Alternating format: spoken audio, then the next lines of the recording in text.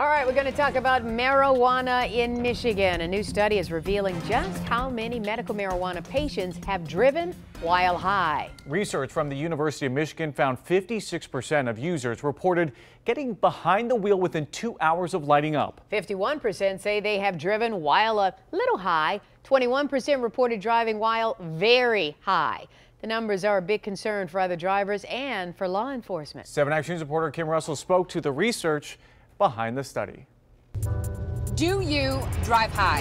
That is the big question in a Michigan study just published in the Journal of Drug and Alcohol Dependence.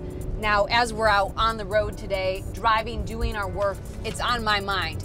How many people are we passing who are under the influence? I spoke to one of the researchers behind this study, Dr. Erin Bonar, about her work. We asked almost 800 medical marijuana patients in the state of Michigan who had moderate to severe pain 3 different questions about their driving behaviors over the past 6 months. The questions are simple. 1, have you driven within 2 hours of using marijuana? 56% said yes.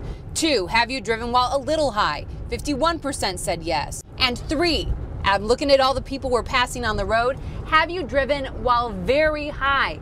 21% said yes. We were working with medical cannabis patients. These are people who have pain and who are seeking something to help alleviate their symptoms and help them function in their daily life. And so I don't think medical marijuana patients are necessarily trying to be risky or trying to increase risk to public health. But she and police say this is definitely a public health risk. I spoke to Michigan State Police Lieutenant Michael Shaw, and he says last year here in Michigan there were 131 fatal crashes where one of the drivers tested positive for marijuana. And in those 131 crashes, 144 people lost their lives.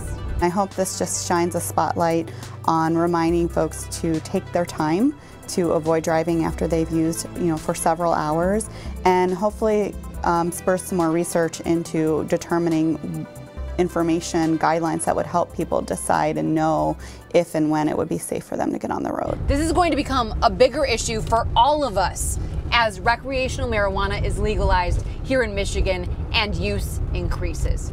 In Detroit, Kim Russell, 7 Action News. Thank you so much, Kim. Good job there.